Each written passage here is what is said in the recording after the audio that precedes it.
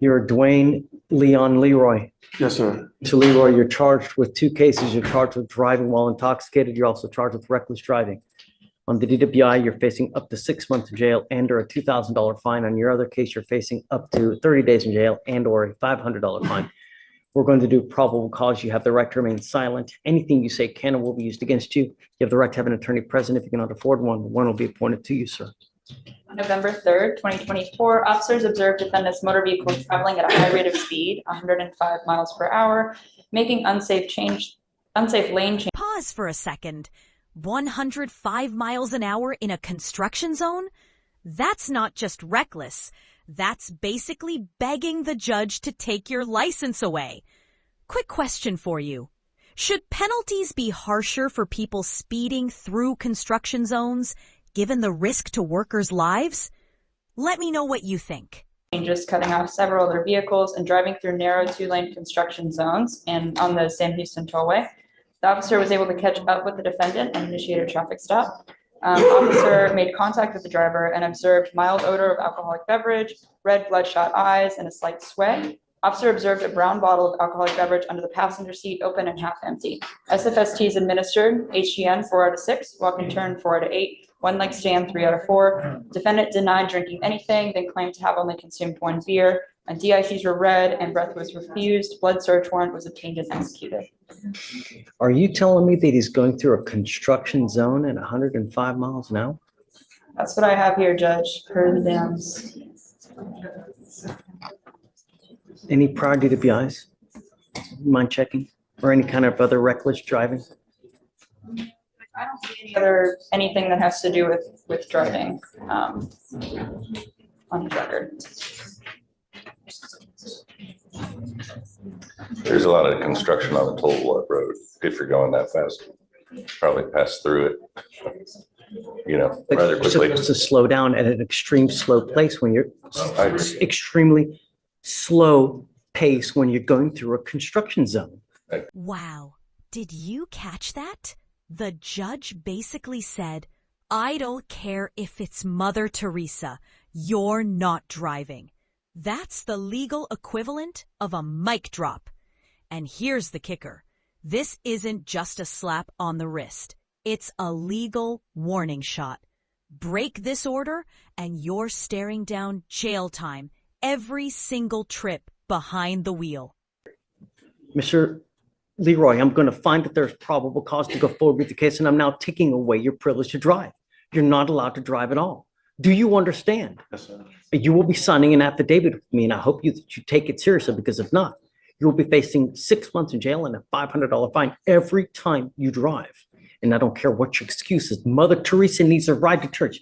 You come down, we will have a hearing, and you're facing 6 months in jail and a $500 fine every time you drive. I'm also ordering you not to consume alcohol or illegal drugs, and I'm going to randomly test you. If I find that you're consuming alcohol or any kind of dope, likewise, you will go to jail. You will not get any more PR bonds. Do you understand? Yes, sir.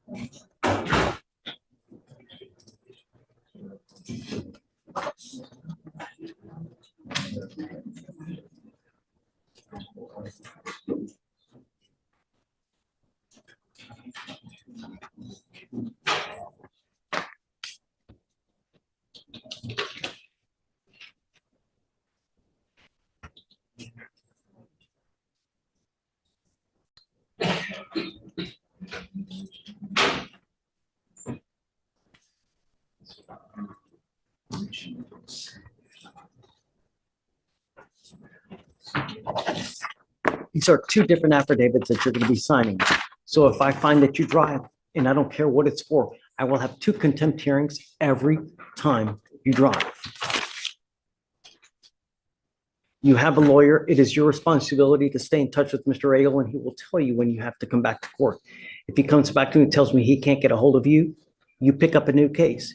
You violate conditions, I will put you in jail. You will not get any more PR bonds. Do you understand? Yes, sir. Okay. All right. All right, we'll have you go. Thanks. All right, you are Eric Matthew Mack. Yes, sir. Mr. Mack, you're charged with criminal trespass. You're facing up to 6 months in jail and or a $2,000 fine. You're also charged with interference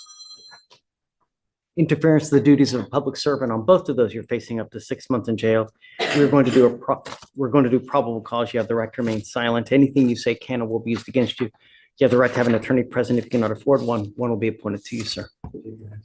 Okay. On October 30th, 2024, officers were patrolling an apartment complex in Harris County, Texas, that is known to have a high amount of crime. Officers are familiar with the property manager who has complained about trespassers in the past. There were multiple no trespassing, no loitering signs throughout the apartment complex. Officer observed the defendant walking around the apartment complex wearing a hoodie with the hood up and a mask covering his whole face and holding an unknown object in his pocket. Officer asked if the defendant lived in the complex, and the defendant did not answer. Officers believe that crime was afoot as defendant refused to remove his hands from his pocket.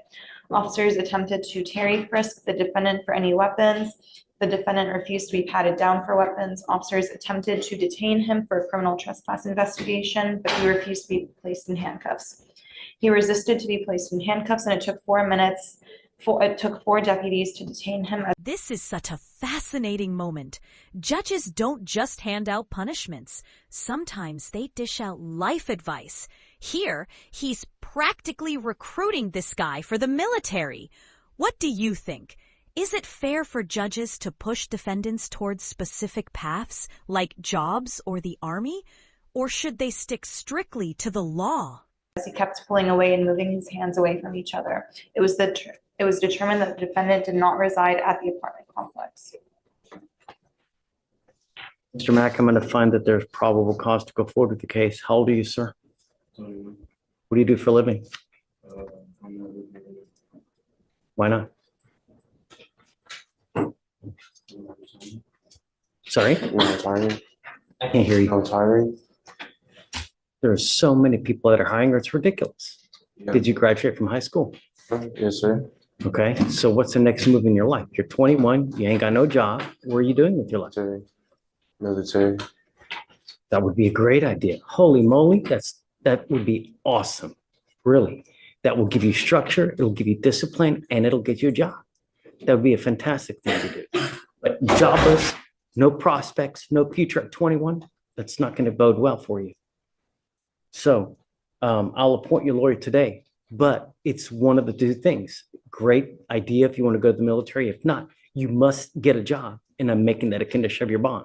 Do you understand? Yes, sir. You cannot just smoke weed and play Xbox and do nothing all day without no regard to your future. It's not going to happen.